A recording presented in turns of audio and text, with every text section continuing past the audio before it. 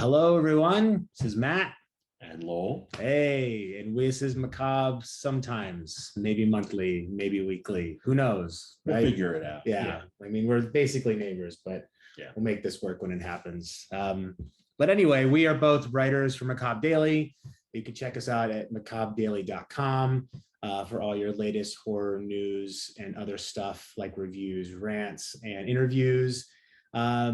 We're going to take you through a few things today. Trying to keep this somewhat regular in regards to, maybe doing these monthly or infrequently.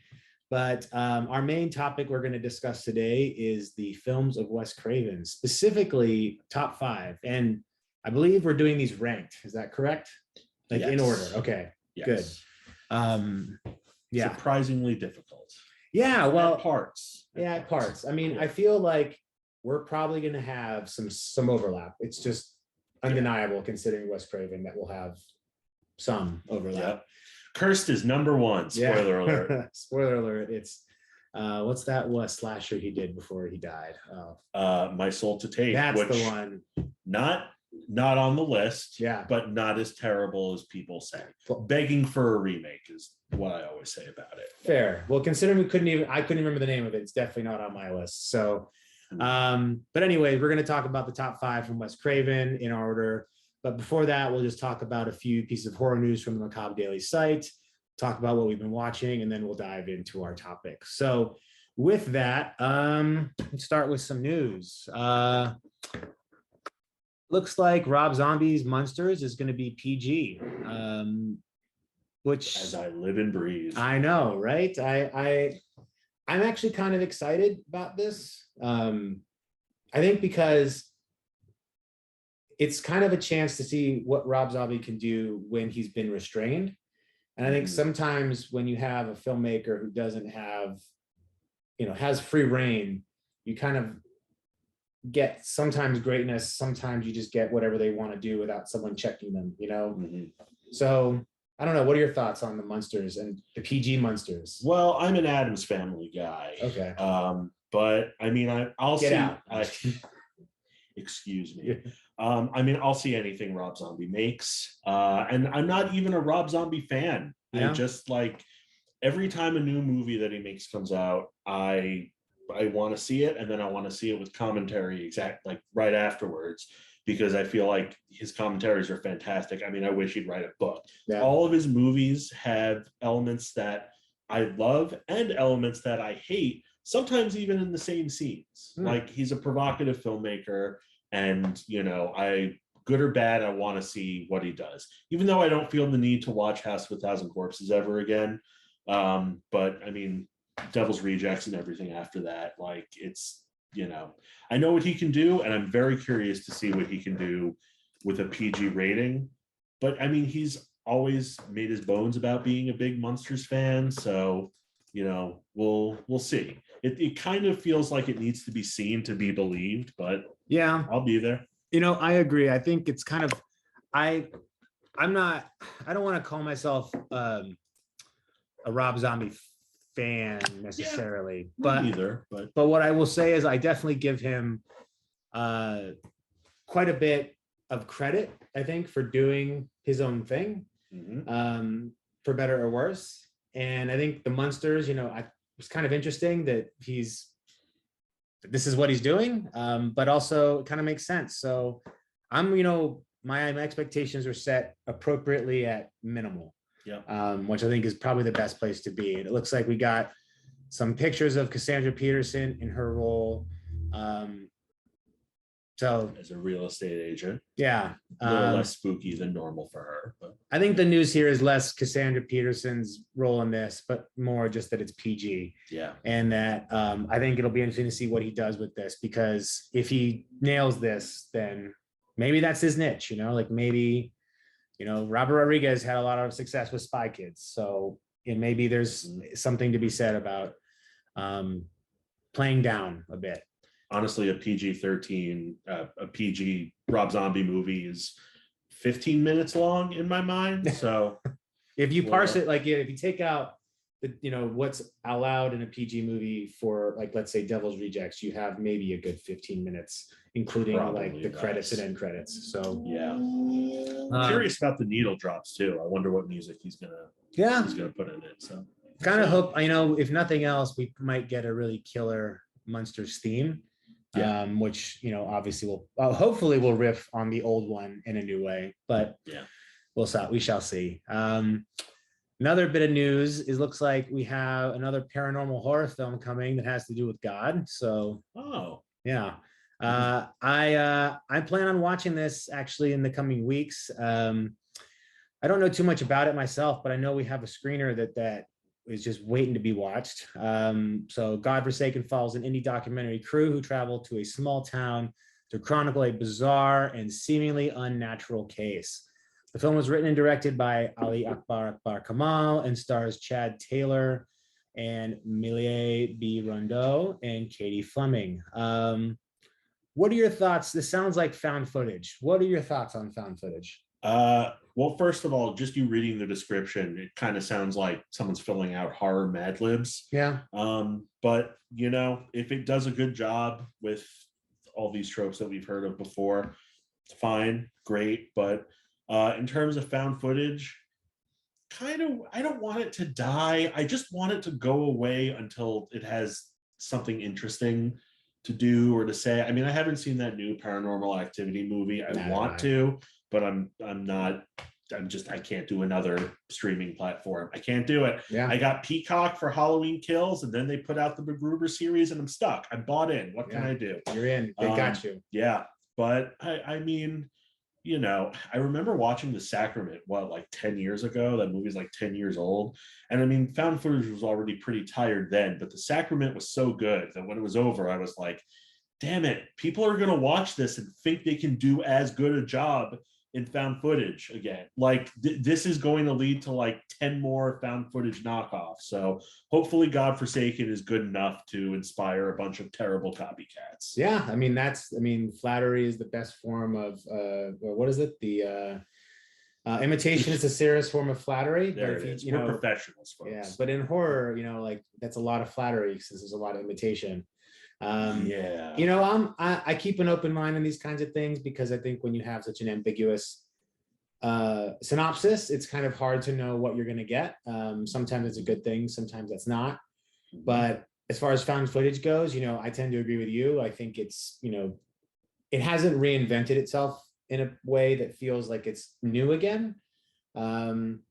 But I also appreciate the low barrier to entry when it comes to creating found footage. It does require less structure and less setup, perhaps, than maybe a traditional feature film. So, I'm open-minded, but also cautiously optimistic, yeah.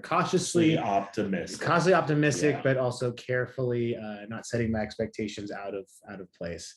Yes. And in other news of movies I've bought more times than I can count, Candyman is getting a 4K release. It's kind of funny. I don't know if you saw the news about like all of there's a couple movies. And Candyman was one. There's another one that just got a 4K release that had recently been released, like a special edition Blu-ray. But it seemed like this company in Europe had put out their 4K. It was Texas Chainsaw Massacre. There was a Texas Chainsaw Massacre coming out in Germany. Oh, yeah. And then there's this Candyman that came out in Germany, and then it showed up on Arrow and Scream Factory. And I'm a cuck for Scream Factory and Arrow stuff, so I own both of them on their respective special editions. I'll probably end up going with the Scream Factory one and this one, not double dipping in Arrow, largely because I think Scream Factory tends to do a better job with the audio tracks. They tend to put in the Atmos tracks, whereas Arrow doesn't always. But I think that these actually are going to be the same transfer. Like, I'm pretty sure they're not going to be that different. I can't imagine they would do anything different. I mean, I remember this happened last time Candyman came out on Blue from Scream Factory, where I think it was Arrow announced that they were releasing a Region B or an overseas edition of Candyman. And we in the Americas were all like, oh man, when are we going to get one? And then like a few days later, Scream Factory was like, here's our special edition of Candyman, which is no longer a surprise. Yeah. Because someone leaked the Arrow information. But it's a great release. It's fully stocked. I'm not sure if I'm going to go for the 4K because I think the Blu-ray already looks really good. Yeah. And I mean, and that, like, talk about like a great special edition. Like, I really think the Candyman edition they put out is like a jewel in the Screen Factory crown, not in terms of box sets like Halloween and Friday the 13th, but like it's just a classic film. Yeah. And as a release, like, how many audio commentaries are there, and like lots of making of featurettes. Like, I mean, really, you're just getting it for the 4K. And there is a new interview with Vanessa Williams, who appeared in the old and new Candyman. So, you know, it might be worth your while. And honestly, I'm a sucker for this stuff too. So yeah. As I'm saying, I'm probably not going to get the 4K. I'm probably going to get the 4K. Yeah. And it does look like this is the same release that Arrow's putting out. So, I mean, it's kind of more pick your poison. I think for the folks in the UK, the Arrow one makes a little more sense because then you can take advantage of the Blu-ray. Yeah. But yeah, I'll buy this. I mean, I'm not even gonna lie to myself and say that I wouldn't. I definitely would be buying this. I did that with the new Warriors 4K edition that was announced. It's the same thing. Maybe they'll announce a Screen Factory version or some kind of US release, but I'm like, hardback special edition, all region, and that's mine. Yeah. I think though, with the Warriors is an interesting take though, because there hasn't been. I am not of the. I prefer the theatrical cut, like most people do. Yeah. But I'm also not bothered by the director's cut that they released, and that has been the de facto version that's available to everybody. And so I think buying the Warriors is largely a statement of saying this might be the last chance I get to get the theatrical and the director's cut together. Yeah. Until one of these companies gets their act together stateside. And also, I think there's always these issues around like rights and music. And I think that's the reason why a lot of movies that still haven't gotten releases are still pending them, is because they just can't get the rights from the right person or the music where it was used. So you know what? Grab it. And worst case, you can always, flip it on eBay or some shit if you need to get something different. Yeah. Someone will buy it. Yeah, someone will buy it. But Candyman, fucking sign me up. I'll buy it. I'll buy it again. But I will probably not. I hope to never have to buy it one more time. So pry it from my cold, dead physical media fingers. Everyone except I think your and I's favorite Scream is coming to Blu-ray and 4K on April 5th. I know it premiered on Paramount Plus. Still not a reason for me to get Paramount Plus because I did the free trial and I'm like, there's nothing here. It's like a ghost town.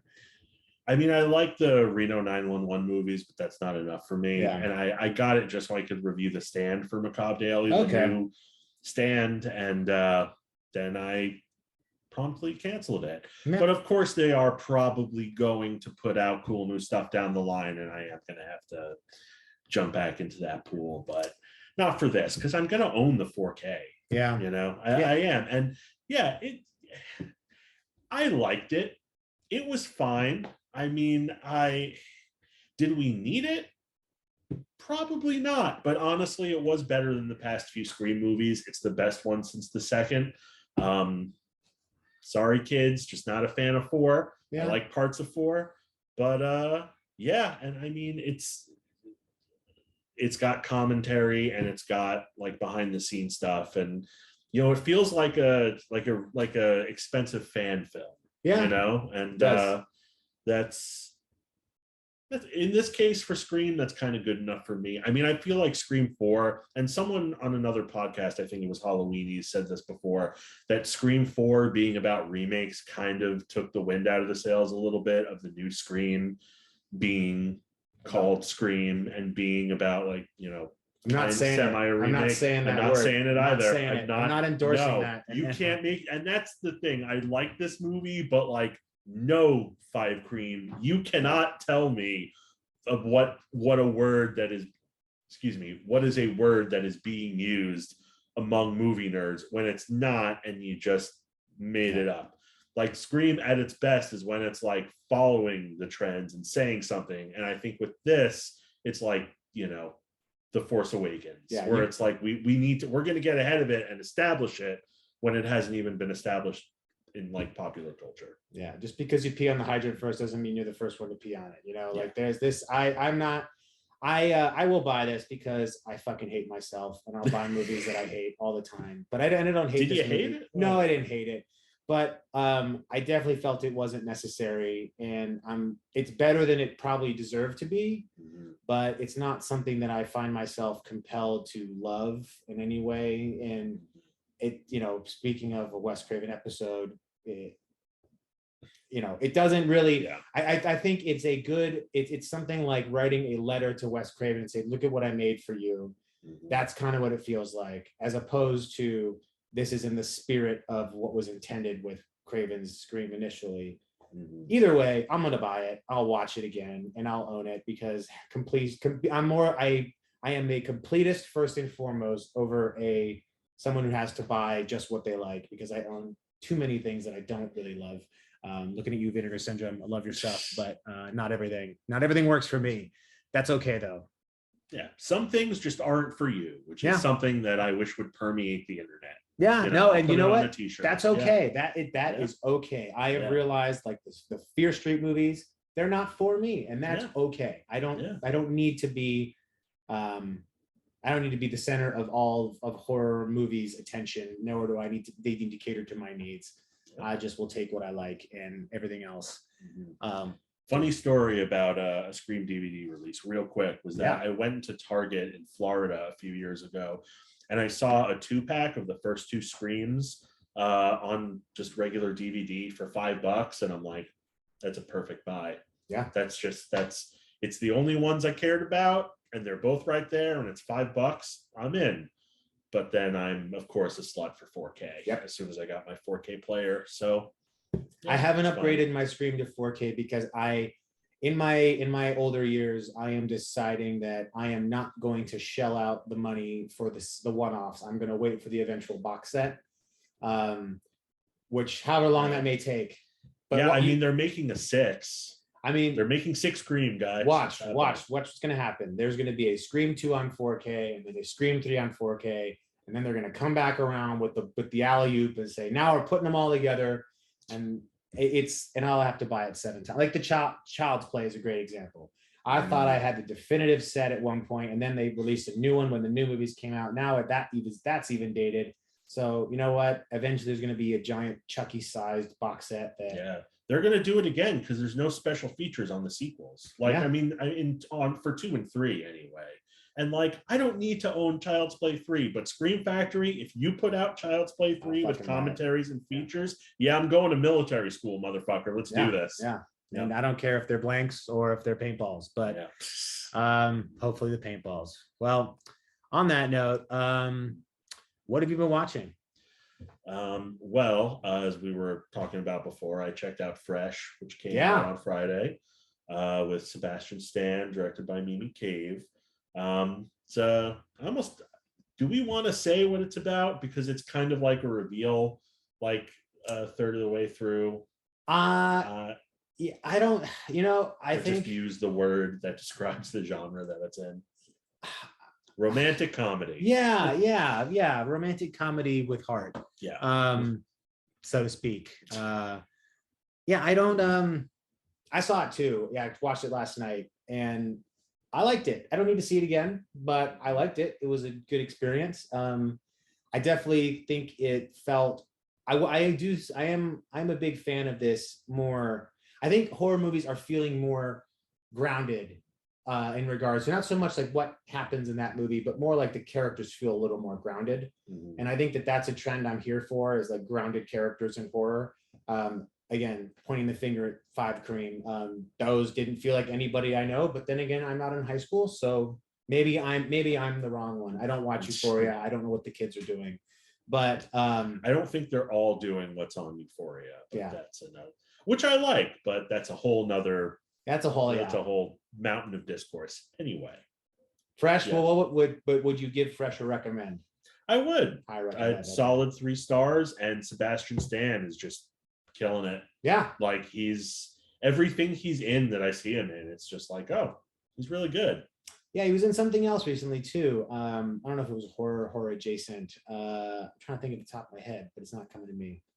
The Falcon and the Winter Soldier. No, it wasn't that. Wasn't that. But I know he was in that. But I do. Yeah, I'm here for. I don't stand Sebastian Stan, but I'm here for him. I'll watch it. I don't stand anyone because I'm 36. That's true. I don't even know what it means. I'm just saying it. I think it's like Stan, like Eminem Stan. Like oh, so you write murderous letters of intent about showing how. Yeah, okay. Yeah, it's the opposite of cancel culture. Okay. And with that phrase, all the hair falls out of my head and I wither away and turn to dust. Yeah, it's right. It's all here. We'll put it back on later. Your cat will lick it up. It's fine. Whatever.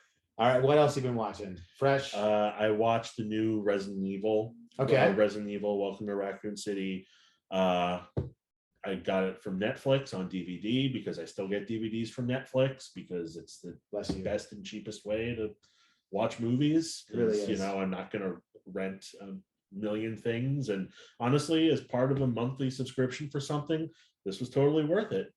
Now, did you get it? Are they doing Blu-rays or is it mostly DVDs? I think they do Blu-rays. I still do DVDs because like if I'm gonna get a Blu-ray, then I'm just gonna buy it, you know, or I'll borrow it from you. Yeah. But it was good. It was a Resident Evil movie, you know, but not in the Paul W.S. Anderson sense, more in like the video game Resident Evil sense. Yeah. Okay. And good for Paul W.S. Anderson, you know, no shade on him. No. Those movies, not for me, but they're for someone. But it was the new Resident Evil was scary, and it really was a survival horror movie. Okay. Which was kind of nice. And like it felt like the most George Romero zombie movie since Land or Isle of the Dead, since George Romero has been making zombie movies. You know, it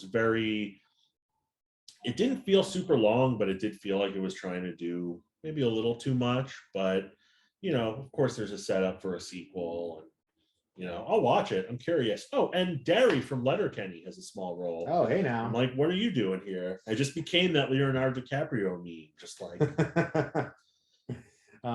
That's something that's still on my list to check out. I don't know what my hesitation is. Maybe because it's a video game movie, which also made me think like, this is a video game movie that I actually kind of liked. Does that happen? It does. A lot? Not often. I think most video game movies fall under the people that like them tend to fall in the category of, I'm not going to tell anyone I like that, but I liked it. You know, kind of like Street Fighter. I love that movie. I'll admit it. It's not a good movie, but I love it because the more I learn about it, the more I appreciate that it actually came together at all. Mm-hmm. So I don't know. I think it's hard to make a video game movie. And they're two different mediums. It's almost like when people complain about adapting books to film, it's like adapting a video game to film is even more arduous task because of how interactive a video game is by nature. And, you know, you'd think Resident Evil just sells itself to film, but it's taken, 7 different films to get to this point. So yeah, but it was cool. And it's from Johannes Roberts, who did The Strangers Pray at Night. Okay. And, I remember you said that's a favorite of yours. One of my favorites, I think, of the last 10 years. So like, he wants to make more of these. I'll show up. Give him the money. Yeah. Give him what he got wants. my money. Yeah. That's a Resident Evil. And do we want to get into the new Texas Chainsaw Massacre? Rip the cord, rip the proverbial cord. I gave this a solid 2.5 stars, but why am I thinking about it so much for a month after I've watched it? It's perfectly fine. It's perfectly forgettable, but I haven't forgotten it. I'm still thinking about it. And I gotta say, I really appreciate the gore and violence. Like, I really do. And I mean, it's not like, and saying that for a film in this franchise, that is saying a lot, but it's just like, you know what, it's like they were like, let's not deal with the family. Let's just have a guy with a chainsaw just cutting people to shit. And that was fine. And it was fine. I just didn't like how he eventually became Jason Voorhees. Yeah. Like, it's, without giving anything away, towards the end, it just kind of, it's like, this It's the oh come on moments. It's like, oh really? It's oh, like really? this is still somewhat grounded in reality, right? Is it? No, just tell me the rules, you know. But and I think to that end, like going back to that comment I just made about how, you know, grounded characters in horror is a good thing, and that seems to be a trend. This seems to buck that trend because one, I don't know that many people, and we're both millennial aged. I don't know many of us that are having enough to go buy a fucking town, let alone open up a business in it. Yeah, that was strange. A town that's just like one main street in the middle of nowhere. Like, what's your business plan? Are you not having hotels? Yeah. Are you just going to turn some of the storefronts into Airbnbs? Like, that can't sustain. Yeah, there's no infrastructure. I mean, again, I realize that you need something to get people to this place for them to die. So that's like, I'll give you that. But I think the reason why it lingers is the same reason why all the movies that have been hot topics of the past 12 months, largely mostly sequels, save for Malignant, have all had this very, you know, binary divisive reaction of love, hate, you know, and for me, even Malignant too. Even Malignant. And, you know, I think what frustrates me more about Texas Chainsaw Massacre is less the film, more the reactions to it, because, and this is something I've been noodling on for a while, is the idea that just because you have cool kills, bro, does not make good movie. Absolutely. And yes, a horror movie can be elevated because of the violence. Are you saying violence causes horror movies to be elevated horror? No, it's the second word of the week, you guys. We need some sort of some streamers, you know, some fireworks. Got nothing, just some cat shit. But I just don't like. I think that good kills can make a decent horror movie better, but I don't think that they are the only thing a horror movie requires. And so I find people's reaction in justifying and defending it by saying, but the kills were so good. That's not a defense. But not for a Texas Chainsaw Massacre movie. That works for a Friday the 13th movie, because those movies are, fight me on this internet, but those movies are pretty much just kills. Yes. But like Texas Chainsaw Massacre, it's you're kind of living in the legacy of that original, which is just kind of a perfect family reunion. And one of the things that I actually appreciated about this new one when I thought about it was that they were like, yeah, no, we're not going to top or even like enter the same ballpark as the original Texas Chainsaw Massacre. So we're just gonna have fun with it. It's just gonna be Texas Chainsaw Massacre, just a guy with a chainsaw, unlike that awful Texas Chainsaw 3D, which is just fan service on top of fan service on top of a steaming pile of doo-doo. God, I hate that. Go get him, cuz. Sorry, it's do your thing, cuz. Do your thing, cuz. You know how I know that? Because it was burned in my brain forever. Along with a character saying to Leatherface, "Welcome to Texas, motherfucker," when they are the people coming from out of state. You're going to say that to Leatherface? Yeah. I don't have a dog in this fight. I'm not even the biggest Texas Chainsaw Massacre fan. I'm like, the bar is just don't suck. That's it. I think moving, I mean, I'm glad it's 80 something minutes, because I don't know if I could put perfect length. It's like a star is added just because it's below 90 minutes. Yes. Good job. Like that. I think that to some extent they knew exactly what they were doing and saying like, well, this is not going to be great. This just needs to throw a little, you know, blood on the blood, throw a little meat to the crowd. Throw some WD-40 on the chainsaw. Yeah. Grease it off and throw a little splatter on it and make the kids happy. And you know what? Good for them. Anyone wants to enjoy it, enjoy it. I just don't need to see it again. I'm glad I'm happy I saw it. I'm happy I'm guessing happy it's there. But and also Leatherface, how fucking old is he? Like doesn't matter. You know, you've got like older, you know, like Keanu, the geriatric serial killer, the geriatric slashers of the world. I mean, all we need now is a Friday the 13th I'm not saying it, a Friday the 13th divergent timeline to give us a geriatric Jason going across and just murdering people. But Jason's like, I mean, he's like a murderous zombie. It's like, you know, Michael Myers is like 60 years old. It doesn't matter how old they are because they're driven by supernatural means, or like unexplainable means. But Leatherface, it's established he's just a dude living in a house in the middle of Texas. How the hell is he taking all of this punishment? Dude beating his meat. Yes. Trying to beat his meat. That's all he was trying to do. With a hammer, because he tenderizes it. As you should. Yeah. All right. Anything else? I think I'm good. All right. What about you? Well, I've watched quite a bit, but I'm not going to go through all of it. I'm going to pick the good stuff. So I've been making my way through Severin's Woodlands. I'm not going to say it. Woodlands Dark, and is it no? The box set is all the haunts Yeah, beyond. I should have just The turned around. documentary is Yes. Woodlands Dark Indeed. So I've watched Eyes of Fire, which is as good as everyone says it is. Totally out there, kind of wild that it has.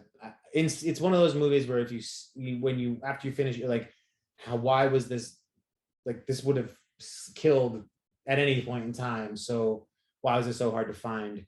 So I like that quite a bit, and so far that box set has been pretty impressive. I did watch this Electrica. I'm not saying it right. I feel like I can see the VOD picture. It's of the box. What is it? Leptirica. Leptirica. It was good. It was fine. It was fine. Not my. It's the only not as bright spot in the box set so far. But it was fine. And that's fine. And that is fine. I saw The Cursed, or Eight for Silver. Eight for Silver. What it was originally called. I still have to see that. I dug it quite a bit. In fact, it took me a while to figure out what I thought about it, because it's a lot. It does a lot in a movie, and it's not just it just mixes a lot of different ideas together. Doesn't necessarily stick to all of them that well, but it throws enough at you where you're kind of just enjoying the ride. And there's one particular scene that I think is really, really well done in the beginning, where it's basically a single frame shot, and it looks like a painting that is it looks like you're watching a painting that is like a living painting. And it just sees this kind of situation go from like something normal to something terrible, and you're watching it all unfold from this very interesting point of view. So I think that visually it's a really appealing film. I forget the gentleman's name, but he played he was in Logan, and he played the bad guy, Lloyd Holbrook. Maybe we should just said he's American and not try to fake the British accent, but that's okay. Like, that's fine. Overall, it's a lot of fun, and I think anyone that really is looking for something a little different in their horror, but also fun at the same time, will have a lot to enjoy from it. The visual style alone is quite nice. I know this is one you've seen, Hellbender. Reviewed it for Macabre Daily, and I interviewed the Addams family who made it. Yeah.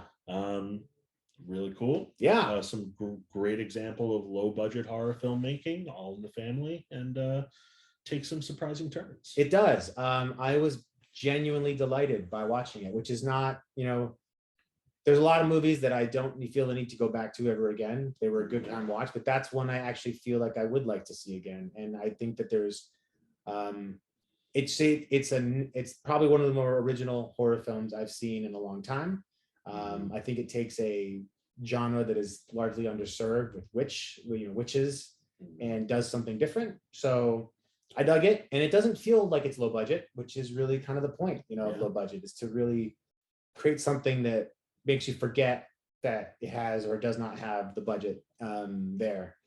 And also watched The Kindred, which was this long in work Synapse disc, an old 80s creature feature. It's fine. It's good. Okay. It's good.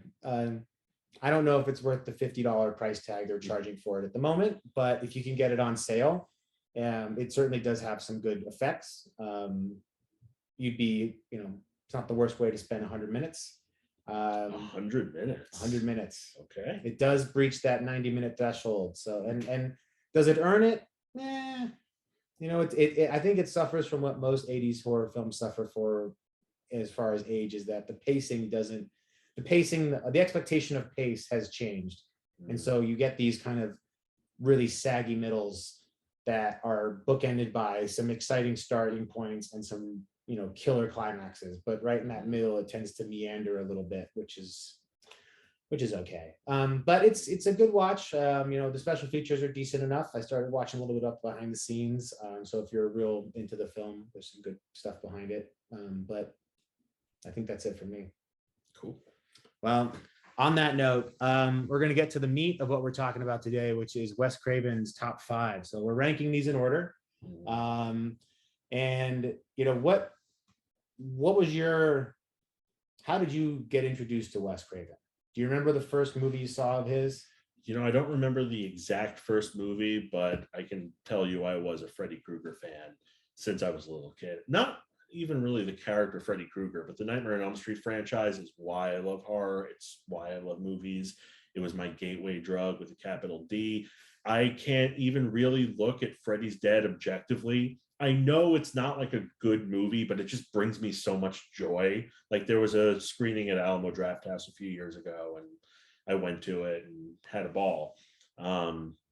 Even though that movie is kind of far from Wes Craven's vision. Yeah. But I will say the first horror movie I saw in the theater was New Nightmare.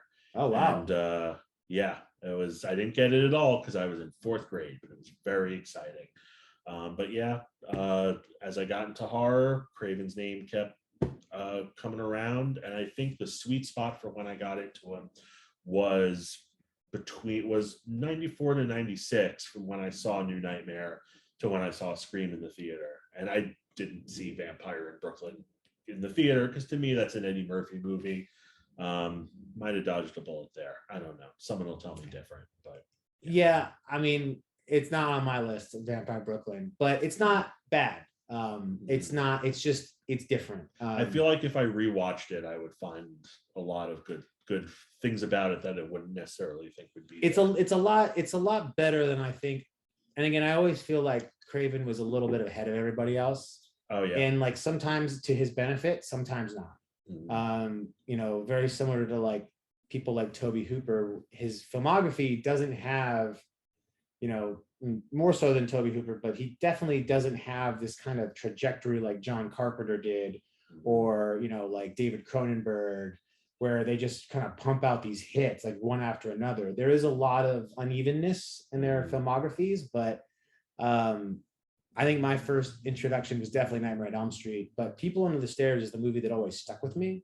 And I think I saw it at that really pivotal moment in like my horror journey where it was new, like, it was the video store days. So I rented it and it was kind of out there. It was nothing like I'd ever seen before. It's not even really that much of a horror movie in a way. Like it is. It's a dark fairy tale. Yeah. And it's more of like a dark comedy fairy tale because it's pretty funny for what it's also very, and one thing I always admired about Craven as I got older was his social commentary was pretty on the nose, but also you weren't pummeled with it.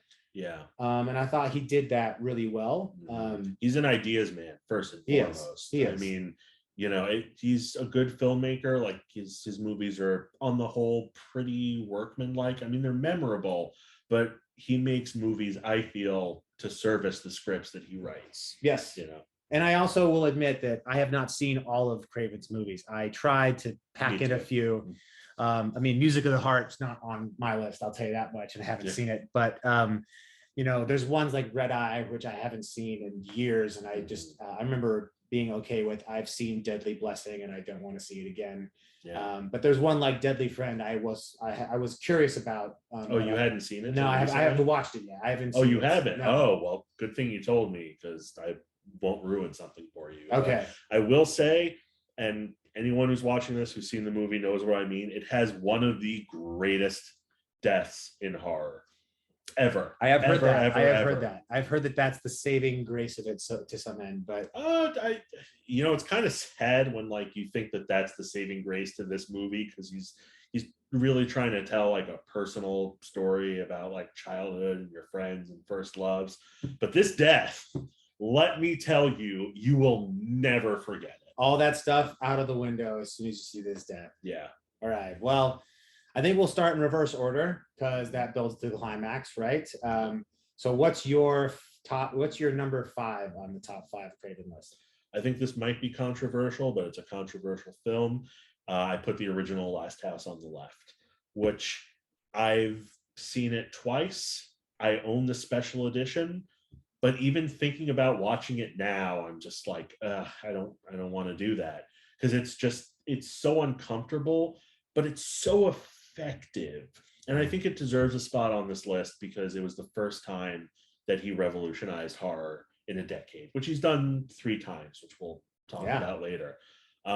It's kind of a pillar to his career, and I think it's the movie he needed to make so that he could grow and make the other films that are a little bit higher on the list. It's very rough, very traumatizing, but it's very good, and it deserves consideration if you're going to talk about Wes Craven, Master of Horror.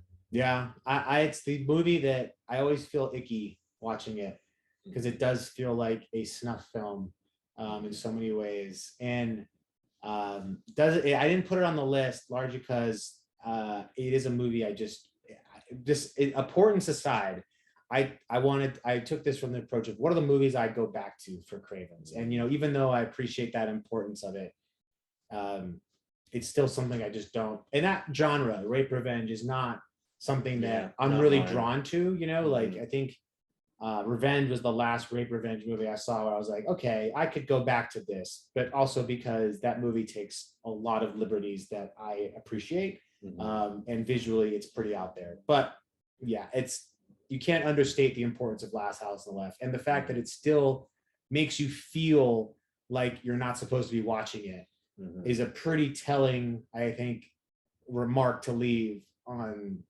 from a film that is at this point 50 plus years old, probably. I think this might be the 50th anniversary of it, 72. Yeah, but it was a remake of Bergman's The Virgin Spring, which came out in 69. Yeah, that's true. Which is kind of funny when you think about like one of like the gnarliest movies of all time is a remake of a Bergman movie. And one last thing I will say about it is that a lot of rape revenge movies, or a lot of movies in this genre, they feel like they're just like being provocative for the sake of being provocative. But what Wes Craven brings to this, I think that's different from other filmmakers, is that it's not provocative. It feels real. It makes you very, very uncomfortable. He never is saying, look what we're doing, can you believe this? It feels like a documentary at points, and it's just more effective that way.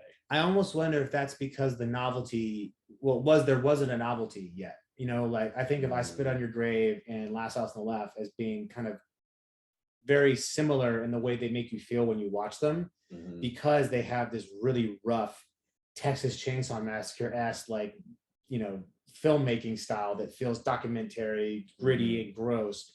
But you also have the kind of arc in Last House on the Left and even I Spit on Your Grave of like, it's not exploitation for exploitation's sake because of the way the story kind of circles back at the end.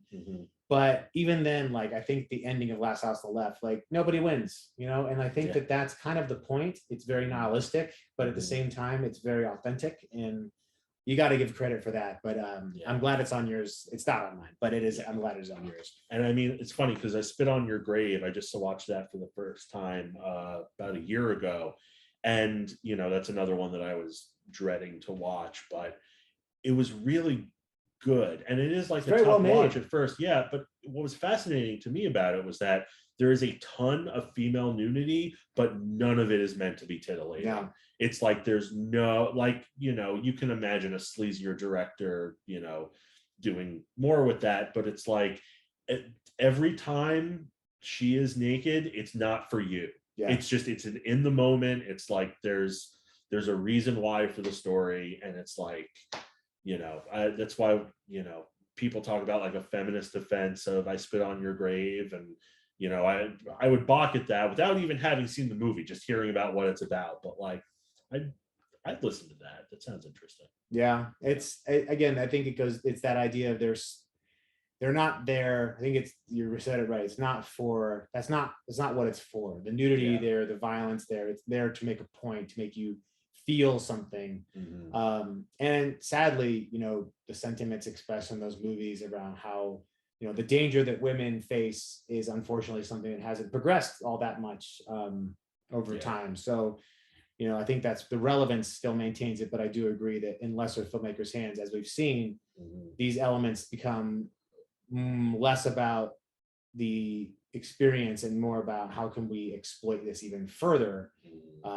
But my number 5 is one I just rewatched, which is Serpent in the Rainbow. And I don't think you haven't seen this one. Is I that have correct? not seen that one. Yeah. I was trying to get through this without pointing that out, but oops. It's okay. You know, I don't think a lot of people have seen Serpent in the Rainbow, or at least it's been on the list for a while. I heard about the penis scene, and I'm like, no, I should see it. It is very. And you know, I like to caveat this by saying, like, it's really hard to pick top 5 Craven films and not have the same ones. Like, I think it's pretty easy to pick a lot of the same ones because I think there is a universal agreement on a few of them particularly. But the reason I picked Serpent in the Rainbow is because it's something that having read the book a long time ago, it doesn't share a lot in common in regards to like the book being a bit more true and more like a diary style writing. You know, that's a bit, it kind of like, remember that book, The Hot Zone? It was all about the Ebola virus, I believe. And that inspired outbreak. Yeah, like it's kind of like that, where it's very well written, but it's also based in first person experience. And so I don't compare the two in that way, but I think what's impressive is that Craven took what was really hard book to adapt in reading it and made it something that is entertaining. And I think there's one of the few movies that you kind of feel like you're going through it with Bill Pullman, you know, like you kind of feel like you're losing your mind the same way kind of he is through this discovery of trying to find this, working for this pharmaceutical company to find this zombie drug in Haiti. And I think the visual look of it all, the way things are delivered, just the kind of environment, not all of it stands up to the test of time. I think, you know, it definitely feels a very exploitative of people in Haiti and you know, I think that's, I don't hold that that's against the 80s. It's, you know, you'd think looking back on it, if anyone's going to have like a thoughtful, measured view of that, it would be Wes Craven, but probably not the people who were behind him. Yeah. They probably didn't care about that. They just wanted another Nightmare on Elm Street. But it doesn't ever veer into that. Like, it's not like Predator 2, where it's like taking like this gang and like making them cartoon versions. Well, you see, that takes place in the far-flung future of 1997. Yeah. So there's some distance between. Sure. And we can obviously tell, we know that 6 year, what is it? What's the difference between 1992 and that's 5 years? It was like 5 years in the future. It was Predator 2 in 1991. No, it was 90. It was 7 years in the future. Okay, so 7 years in the future. So, you know, maybe not that far of a stretch, but still, it does a good job really talking about something that it takes itself seriously enough, but also silly enough to be entertaining. And I got to give credit for that. And also, again, visually, when you watch it, there's a lot of stuff that, like, seeing Bill Pullman go through this, some of the like nightmare scenes, you know, they feel very hallucinatory. In fact, the whole movie feels like a fever dream once, you know, you get introduced to the Haitian landscape and what he's doing there and the people he comes across. So in that way, I think it's very effective. And I think a lesser filmmaker would have just tried to make this a really absurd movie about, like, you know, basically demonizing Haitian people. I think it doesn't necessarily veer into that territory as much as it tries to really focus on, you know, what is this white person doing in this place, trying to exploit the land, but at the same time, just kind of getting the best of him along the way.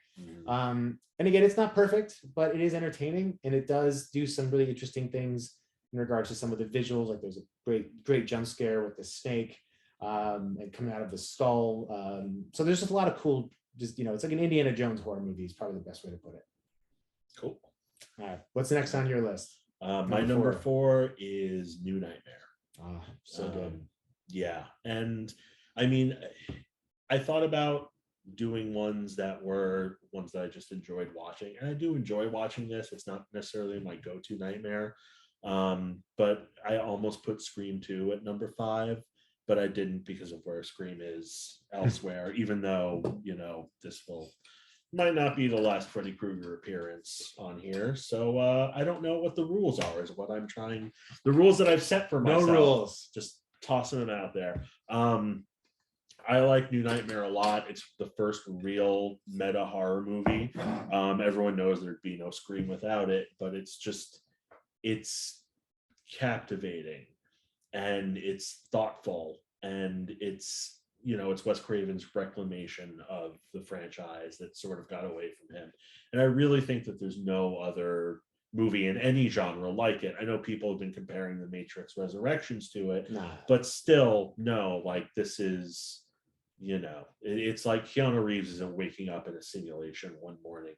It's something else entirely. And it's got some of the best moments in the entire franchise.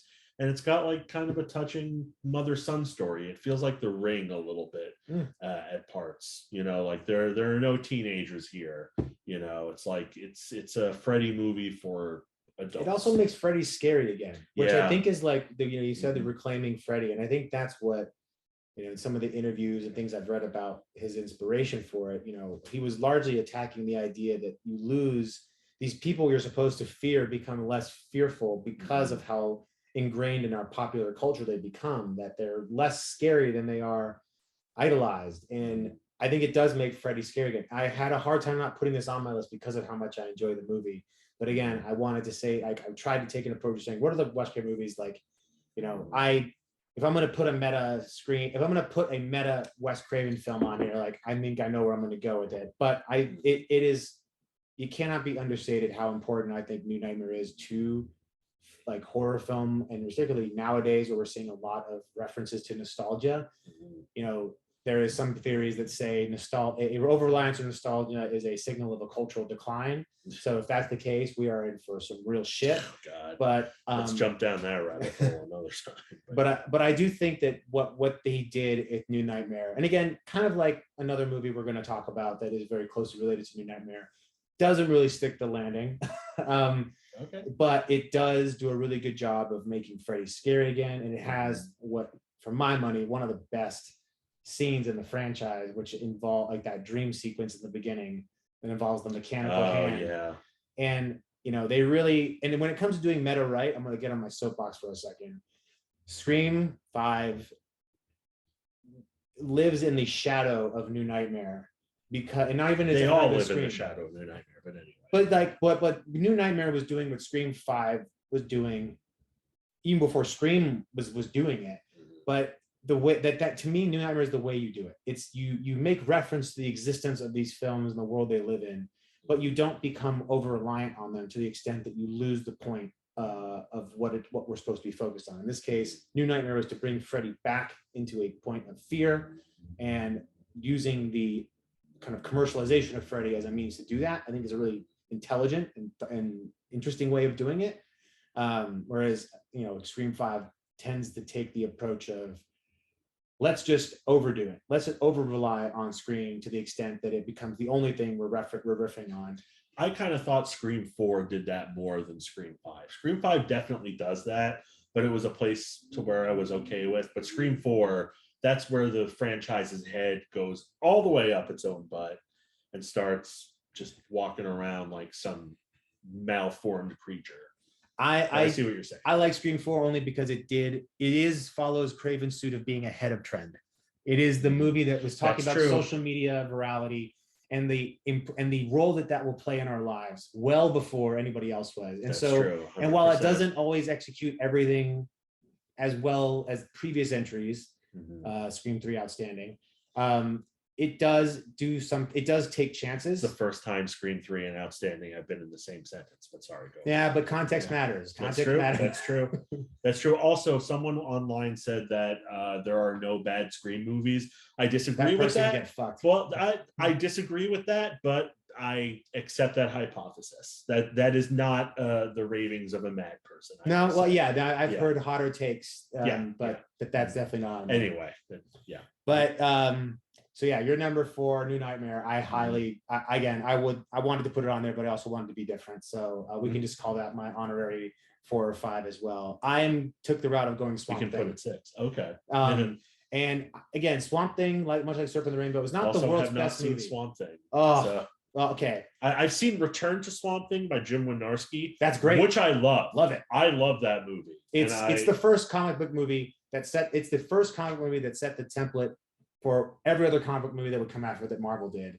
But because it does have that balance of cartoony but serious, and there's, again, you know, Heather Locklear fucks basically fuck Swamp Thing, which is it's a whole other thing. But even though Swamp Thing by Wes Craven is not perfect, it is probably the closest we've ever gotten to Alan Moore's version of Swamp Thing on film or on television. Yes, it doesn't. I forget who the antagonist in Swamp Thing is played by. Is it Dr.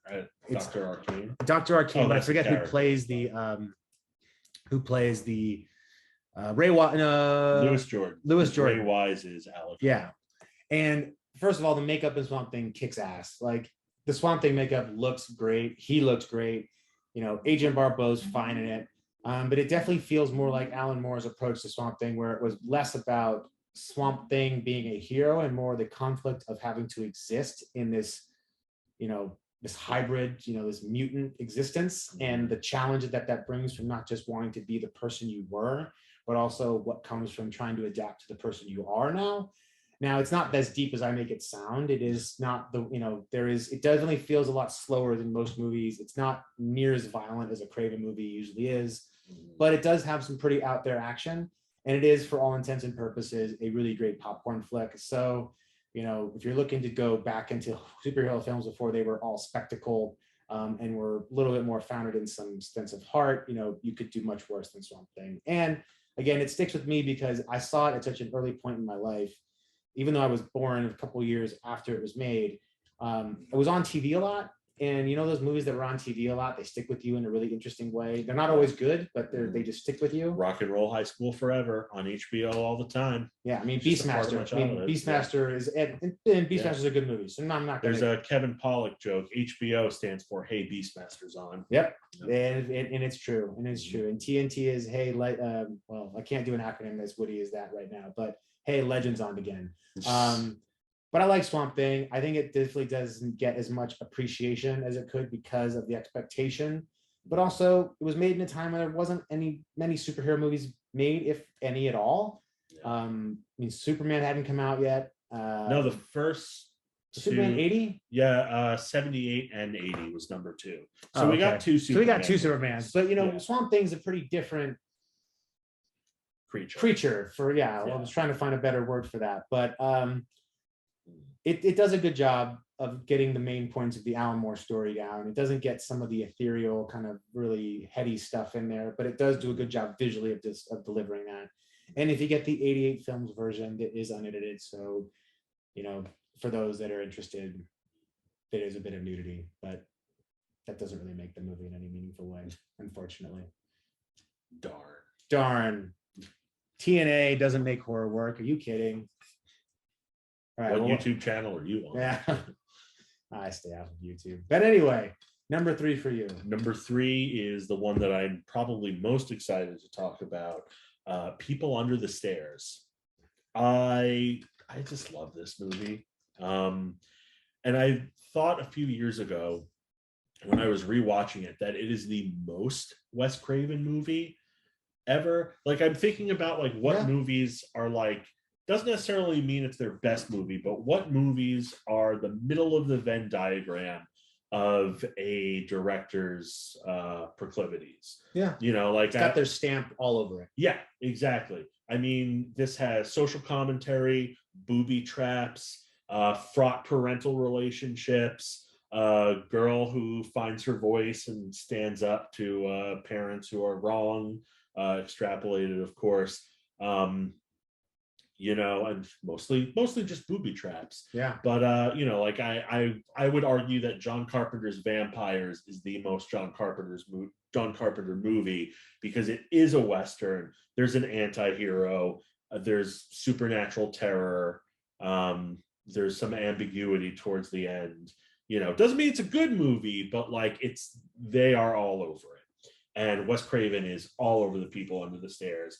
And I remember you told me a while ago that Pan's Labyrinth is one of your favorite movies. Yep. I remember when Pan's Labyrinth came out and everyone was like, oh, it's an adult fairy tale. Oh, it's so, we've never seen this before. And I'm like, yeah, you have. The People Under the Stairs is a fucking fairy tale. Yeah. It's totally a Grimm's fairy tale in like modern times. And it's so original. Like, who else was making movies like that at this point? you know. I'm going to withhold my commentary on People Upstairs because it is on my list, but it is higher. So I will certainly chime in there, but I agree with everything you just said, hands down. And I imagine you'll probably have a similar reaction to the next movie on my list that I'm gonna add to yours, which is you have to, come back to it. But my third is Scream. I felt like Scream to me is something that I feel like I've been there. I've watched Scream grow up. I saw it in the theaters when it came out. I saw all of the sequels in the theaters except for number 4, which I saw on a plane. You can't think of a worse way to see any movie, but when it screams for, hey, the setting doesn't matter as much as the content. But Scream to me, like, it's the movie that just keeps giving. It's never not relevant. It's always going to be the best version. It's always going to be the best satire of slasher films of all time, but it's also way ahead of its audience in more ways than one. And it still slaps. It's still good. There's nothing, it doesn't, the only thing that hasn't aged well is the cell phones in it, but that's something that you come to just appreciate. Just like seeing payphones in movies is like, well, it doesn't exist anymore. Or at least not in major US cities, that's for sure. I have it higher on my list, so I don't know if we should get into it now or talk about it later. Let's come back to it. Let's come back to it since it's higher on your list. Okay.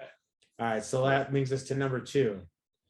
My number 2, well, actually, yes, it is higher on my list. My number 2 is Scream.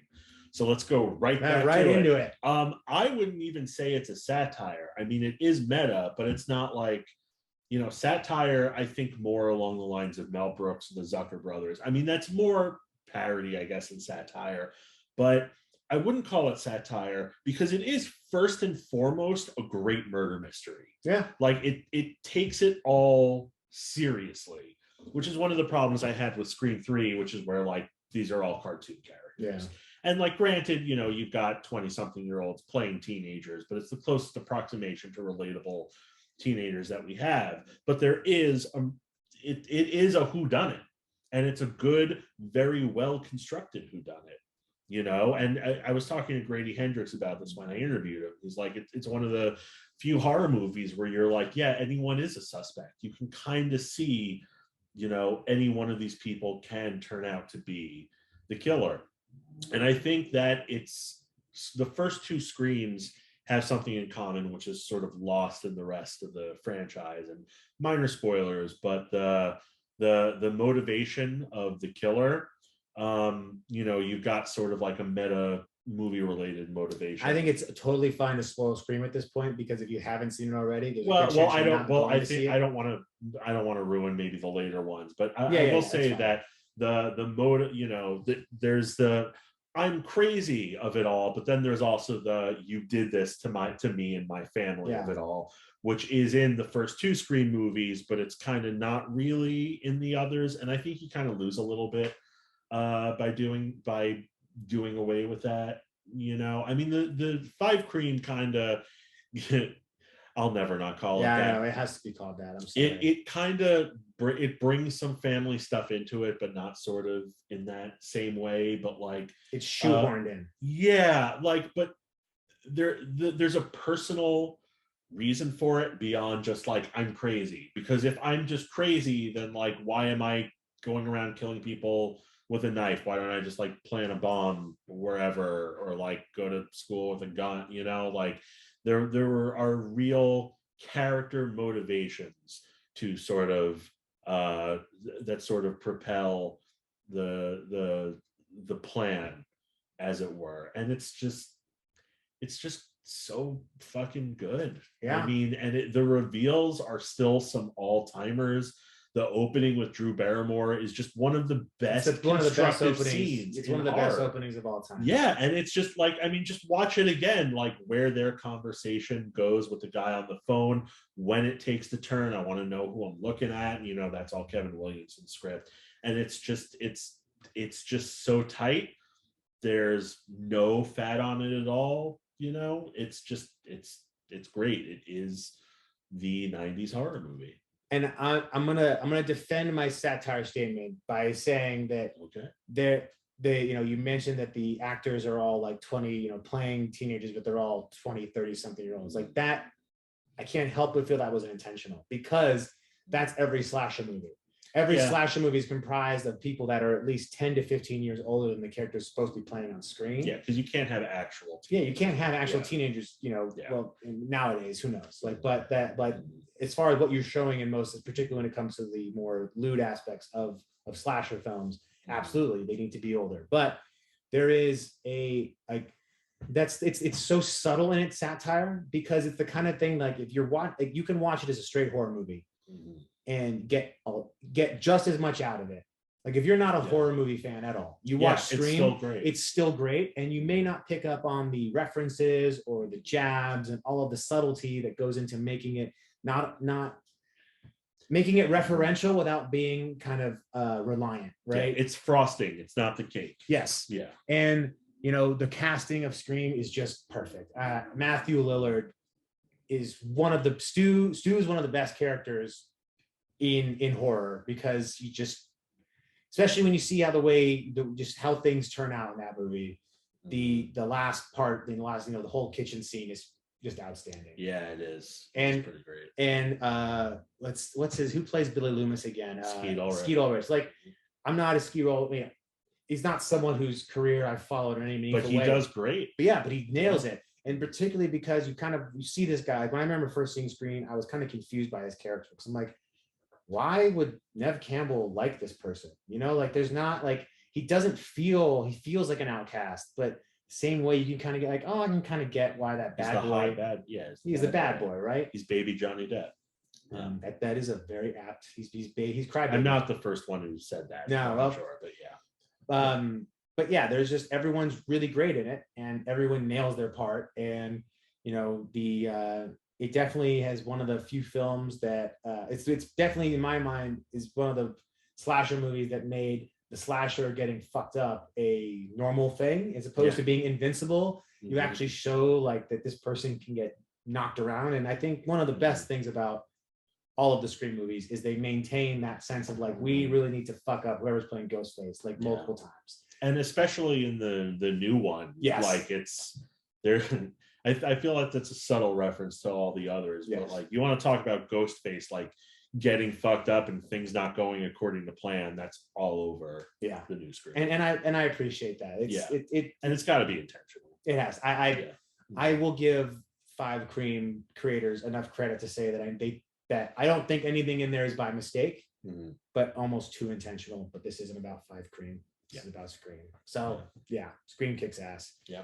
That's your number 2. So my number 2 is going back to People Under the Stairs. We're gonna share number 1. This is quite obvious to anyone that knows anything about Wes Craven, but that's fine. Yeah. But People Under the Stairs, as you said, like, it is probably the most Wes Craven horror movie. And when it comes to social commentary, got to remember contextually, like, no one was making horror like that. No one was making horror about life in the city areas, and mostly talking about gentrification, which, Candyman even that was a year later. Yeah. And it dabbles in that stuff, but Candyman, doesn't go all in on gentrification as much as People Under the Stairs does. But even this, like, I've never heard it called a fairy tale until you mentioned it, but it makes a lot of sense when you think about the gold. He's called Fool. Like, that's his nickname. Like, come on. And I think that you also have these kids in this movie who are largely the centerpiece of it. But also, what's his name? The guy who plays the dad. Everett McGill. Yes. Like, what an outstanding. Oh, yeah. Like, the two of them are just some of the most awful people of all time. And they said that Wes Craven didn't model them after Ronald and Nancy Reagan. But honestly, as soon as I heard that, I'm like, yep, there it is. Can't unsee it. Yeah, no, it is. And when there's a lot of filmmakers, Carpenter's been quite vocal about his opinion on Reagan, and I think Craven, they share a similar sentiments around infusing a bit of society and cultural or current event nuance into their films. But Wes Craven always did it in such a classy way, it always felt like he wasn't trying. It wasn't medicine. It was just a part of how he's entertaining you. Yeah, which is something that I think Jordan Peele also carries forth in his movies. Some people lately are kind of missing that mark a little bit, where it feels a little bit more like didactic, but like the way they dovetail, especially in People Under the Stairs, is just fantastic. And there's so many layers to People Under the Stairs that I think beg an addition. Like when you rewatch it, you kind of pick up on again, I've seen it. I watched it so many times when I was younger that, and I still didn't pick up everything because there's so much to it that you wouldn't even begin to understand until your worldview begins to expand. Yeah. You know, the whole aspect of like child abuse that goes on in the movie, like it's kind of lost on me as a child. I knew that these were bad people, but I didn't understand that they were basically a farm for like kid, like they were just the more you know about the world, the more you think about the movie, the like more disturbing it is. And you're like, holy shit, like not only was he way ahead of everybody with this, but like he was talking about things that now are just now becoming the focal point of horror films. You know, trafficking and kidnapping of children, and like that being a really, what is it, the boy behind the door. Boy behind the door. You know, that deals with a very similar, albeit in a much more serious, even more serious way than People Under the Stairs. And then you have like the characters in there are so out there, but they're so grounded. You know, Roach is a great example of a character that it's not. The only other movie I can think of that has a similar character is Housebound. Yeah. And like that's the only, which is, you know, without, you know, that's kind of like the Australian People Under the Stairs a little bit, but like Roach is a character that's perfect for the movie that he's in. You know, it's, and the tone that Craven is setting. You can't have that character really in any other movie similar to this, or it would be a completely different character. But Sean Whalen, the actor, like plays it great, knows what movie he's in, as do the people who are making it. And it's one of the few movies that actually has like I'm gonna turn this off. It's one of the few movies that actually has a happy ending. You know, sure. It's a fairy tale. Well, I mean, okay, they don't all have a fairy tale, but it's like, but an unambiguously awesome victory of an ending. Yeah, like it's not a Canterbury tale in the sense that like everyone has their comeuppance and then some, but in it with a twist, you know, like it's very much a all right, and good conquers evil, you know, that the rights have been wrongs have been righted. And it's still good. It's still relevant. Like it's never, it's like it's timeless in the way, like I think Craven, and we'll talk about this I'm sure in the next movie, but there's a timelessness to some of his output, and I think that we are yet to see who are going to be the timeless auteurs in horror of this current generation. But when you look at folks like, you know, and to some extent, like not all of these directors have always made great movies. I think that's what's really fascinating about the greats that like the masters of horror, quote unquote, is like they're not batting over 500, you know, like John Carpenter is probably the closest one to say, like, as far as having consistency is concerned, but even he has some films that just don't work that well, you know, and that's okay. But Craven's output, it remains relevant because it's talking about universal themes, and it never goes out of date because those themes have yet to, you know, we still have to deal with racism. We're still dealing with, and we're always going to. I'm not going to get too much into, you know, beyond out of the topic, but the aspect of racism, gentrification, you know, economic disparity. These are things that have only gotten worse since People in the Stairs was made, and it's a movie that when you go back to it, it just reminds you how much everyone else was playing checkers and Craven was playing chess. Yeah, and it's a movie that didn't get appreciated. You know, it didn't do well at the box office. It really doesn't have the same following that Scream does or that Nightmare on Elm Street does. It's a cult following. Yeah. And I hope that it's one of those movies that keeps kind of coming back around, because it doesn't feel stale. Yeah, I'm sure it will. And I mean, you know, this is a lesser Craven movie, but Shocker, which is my number one. Just kidding. Wes Craven. I really wanted to add Shocker to my list, but it's not that good. It has its fans, and yes, it is not that good. But Craven is still swinging for the fences in Shocker just as hard as he's doing for any other movie. It's just that it doesn't happen to work. Yeah. But like the effort and the ideas in Shocker are still like 100% Craven. Yeah, and I mean it's the most popcorn Craven movie that he's made. It's just it's so but silly. Like the ideas are still there. Even My Soul to Tape, once again, like the last movie he directed and wrote, like not a good movie, but like the log line, like the ideas in it are so interesting. It's like he's always thinking all the way to the end.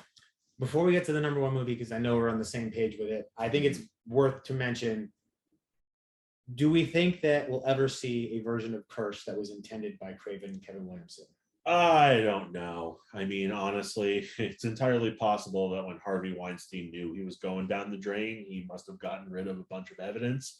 And I would not be surprised if, you know, maybe there's some footage somewhere on Cursed, or maybe on one of his movies. I kept, because they called him Harvey Scissorhands because he's always cutting stuff out of movies. Way too involved. Like, yeah, so I'm like, now, you know, this might be a little tinfoil hat, but I'm starting to think that maybe some of the stuff he cut out was because there's evidence of that in some of his movies. I don't know if that's just me putting aspersions on Cursed, but short answer, I don't think that footage exists anywhere. And if it does, it's probably not like processed and color timed, and there's probably an injunction on it or something by someone to make sure that it never comes out. I wouldn't put it past Craven to actually be riffing on Weinstein in one of his movies. So you could be totally spot on there, because Craven, as has been talked about with people in his stairs, is not bashful when it comes to speaking some truth to what's going on in the world. And you know, you have to imagine that he wasn't oblivious, but also the precarious situation of being a filmmaker relying on producers to get your film made, I think puts artists in a very difficult position. And I'm not defending Harvey Weinstein as much as I'm saying I really don't ever want to have to deal with the film industry to that extent, because of those kinds of juxtapositions of my art versus the person who's making it for me don't always line up. I don't know if it would be worth it to find that Cursed footage. I mean, I don't know. I mean, I don't know what there's. That's just me talking. We don't know the, like, I think the one thing that's so it's kind of like I'm a big Nightbreed fan, and I was ecstatic when Scream Factory released their director's cut, and then I was even more ecstatic when there was a Cabal cut found by Morgan Creek, and they were going to put it out.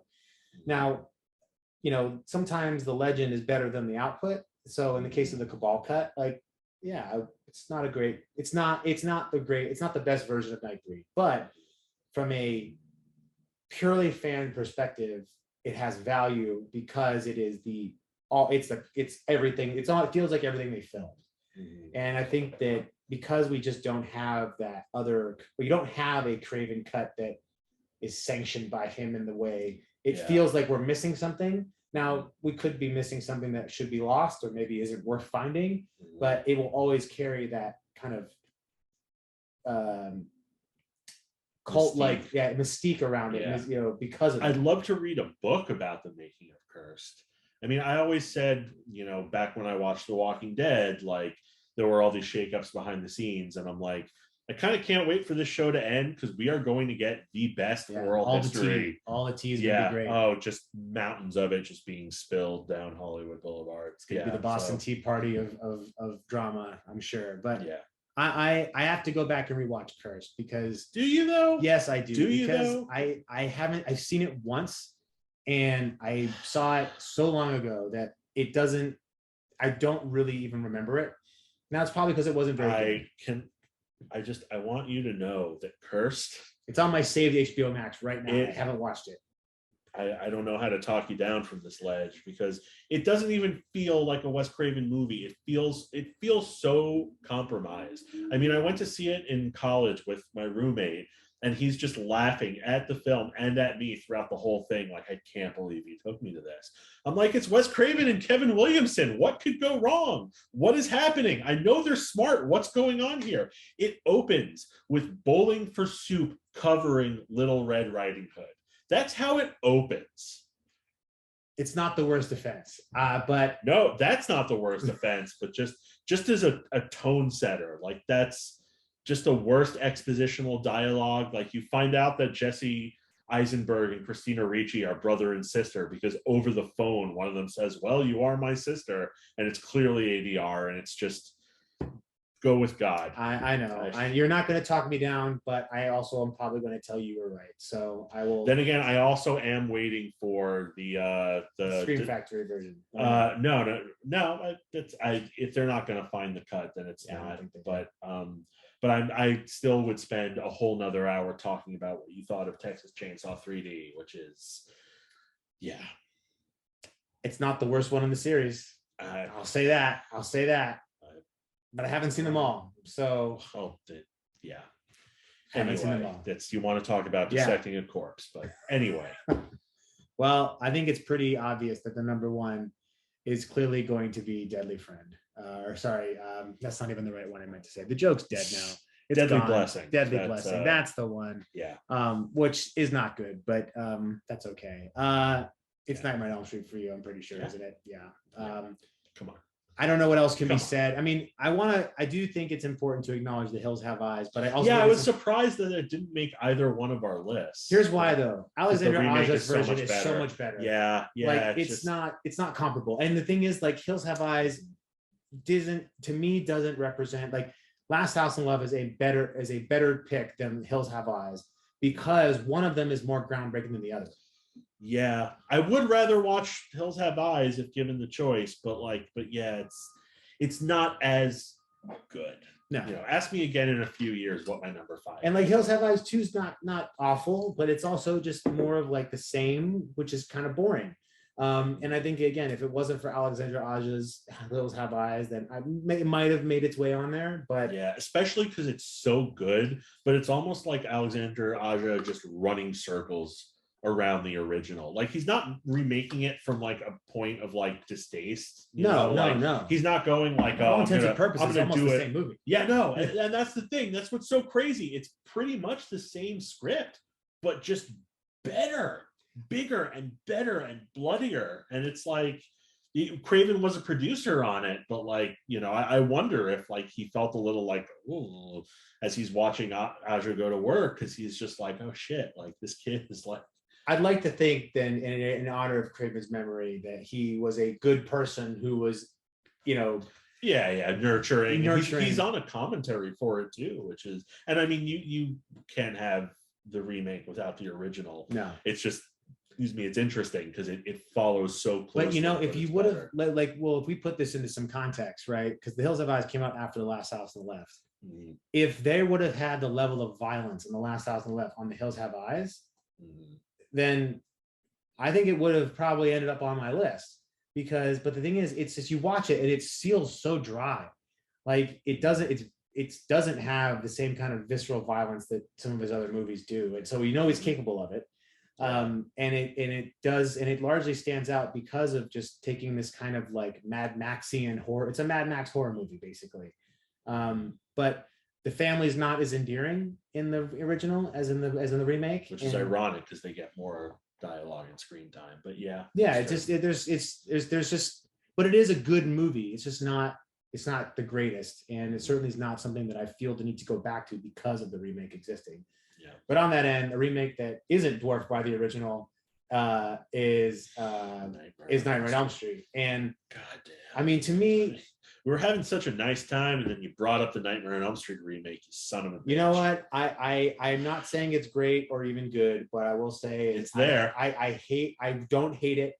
I probably like it more than the newest Texas Chainsaw Massacre movie. That's only because I really like it's the guy who played Freddy in that. Jackie Earle Haley. No, he is the best part about it. I mean, he is Fred Krueger to me. Like, in the way that like Robert Englund looks kind of like that before, like Jackie Earle Haley definitely gives me like this guy touches kids vibe. Yeah, I would have watched sequels to that with Jackie Earle Haley as Freddy, even though I don't think he's getting any direction, and they're basically telling him to do the Rorschach voice. But he is fine. But we are not talking about that piece of shit. We are talking about the OG, what I think is the best script Craven ever wrote. Like, consider, I mean, also, what else hasn't been said about Nightmare on Elm Street? I put on this movie when I'm sick.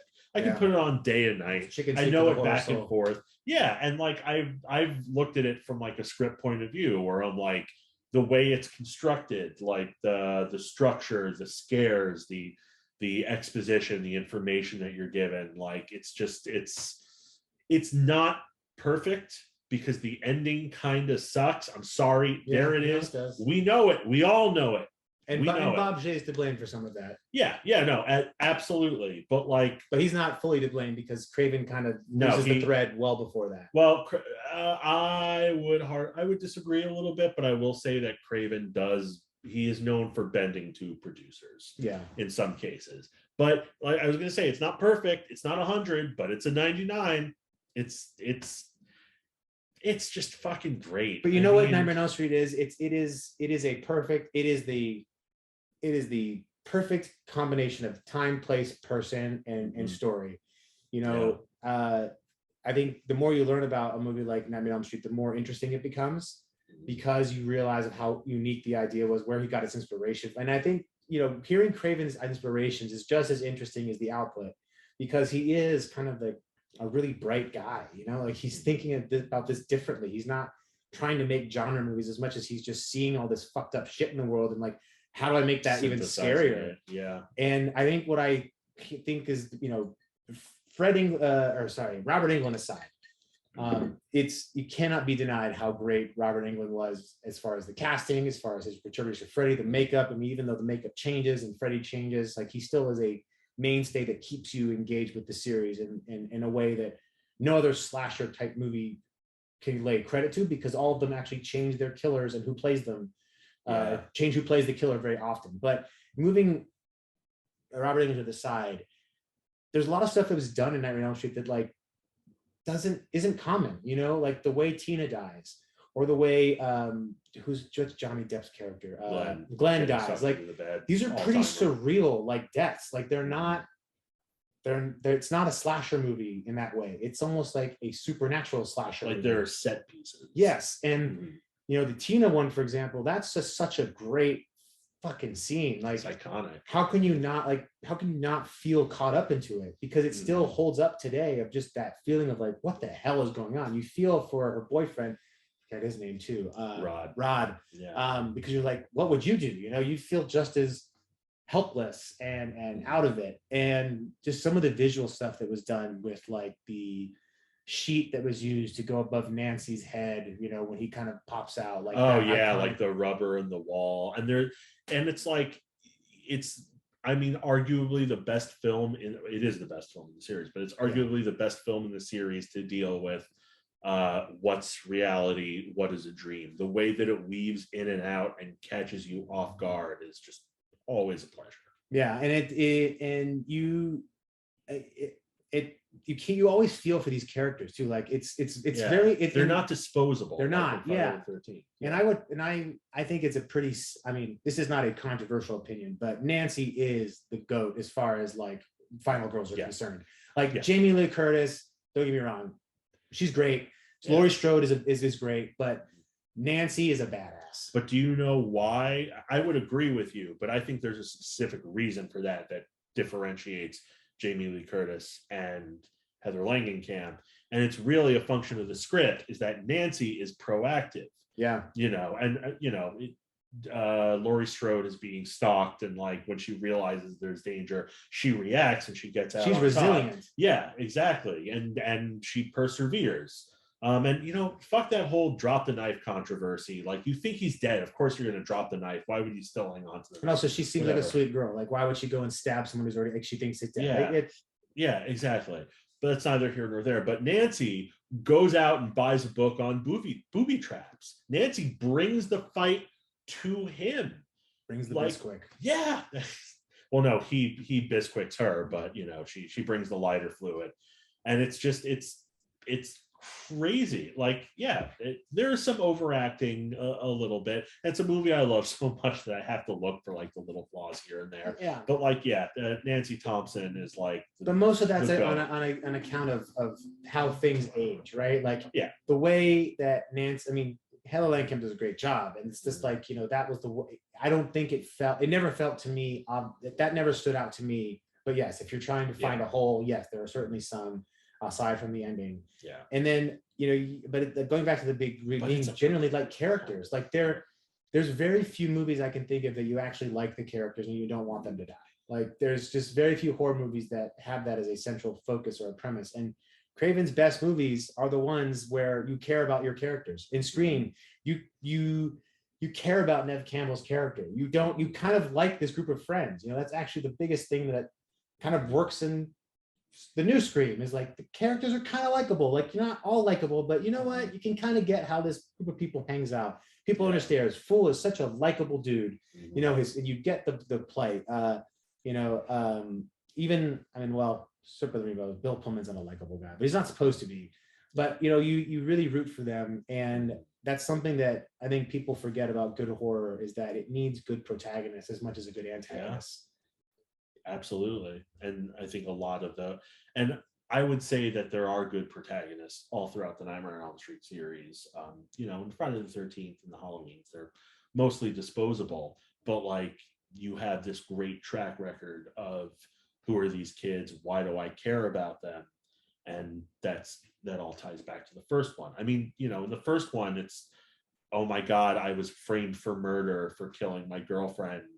And like, you know, and like, we were staying there. We were just trying to protect her. She was just afraid of like the dream. And it's just these like little moments that really like fill out the character. Like they remind you of the stakes, but they also make you go, oh my God, that girl was only 15 when she was torn to fucking shreds. Like, you know, that's Craven. And I think that, you know, in the spirit of Succession, like the Nightmare on Elm Street 3 definitely is the closest to the original that exists in the entire franchise, and in a good way, because the same group of characters, and again, moving Nancy aside for the moment, you really like all those characters. Like, well, Nancy's part of it. Yeah, I mean, she fits in, but like, yeah, it is, you know, you're just getting more likable characters in there to go along with her. Yeah. And I think that as far as if you look at consistency in regards to protagonists in slasher franchises, like the big ones, you know, you're right that Nightmare on Elm Street has the most consistency across protagonists you can root for, but also the surrounding people. I mean, maybe 5 has maybe the least interesting group of friends. Least interesting, but and I say this because I am like a Nightmare on Elm Street fanboy, but still you do feel like they are friends and they are there for each other, and they really feel it when like one of them dies. And I also think 5 suffers from just it's kind of silly. Like it's just kind of silly. But you know, you have some, but all that said, maybe the thread is that Heather Langenkamp is by proxy going to be in the best Nightmare on Elm Street movies. If she's in them, you're going to get a great performance. And this is not me asking for Heather Langenkamp to come back and reprise her role for another sail off into the sea, let it die. No, like New Nightmare actually ended that arc so well that it doesn't need to be revisited. And you know why it's not going to be revisited above all else, I mean, besides the fact that Robert Englund is done and old and he's fine, was that if you do one of those are movies for Nightmare on Elm Street, if you make a direct sequel to the original, you're ignoring 3, and 3 is really important for why people really love it. Will sink your movie will sink upon arrival, largely because you disregarded. And it's funny that people don't take the same. I don't think they got upset about Halloween doing that, but you're all right that the gating 3 is basically like taking out some of the best parts of, because 3 is some people's favorite in the franchise, which I don't think is a bad take. Not a bad it's take. Not my take. I would not argue, but I get it. Yeah. And it is definitely the most entertaining as far as, you know, when it hits on like all the things that 80s horror does really well. Nightmare on Elm Street 3 is like a masterclass in what great 80s horror is. But Nightmare on Elm Street is, and again, we don't have a lot of horror icons being created anymore, you know, despite best efforts. I think the last one was Jigsaw. And even Jigsaw. I was going to say the last one was Candyman, but yeah, I guess Jigsaw. Yeah, Saw is like a whole nother framing where it allows you to be. But yeah, like the doll and the pig, that's true. Yeah, I mean, but there hasn't.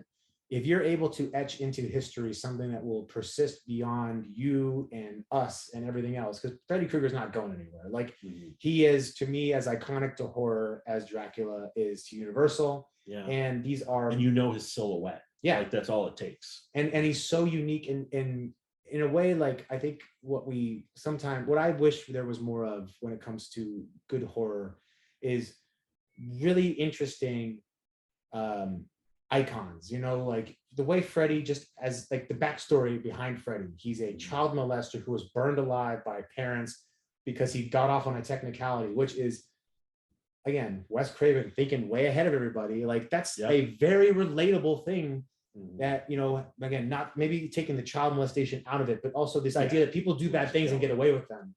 And the only way you can actually get justice is to take it upon yourself. But then you also see that the impact that took on the parents. And it isn't for it. And that this is, there's so much depth to Nightmare on Elm Street that makes it so interesting still. And Freddy, even as a antagonist, the finger glove like that, you just, there's nothing like that, like there's it's really hard to be that original. And I think that you have to give Craven a lot of credit for that.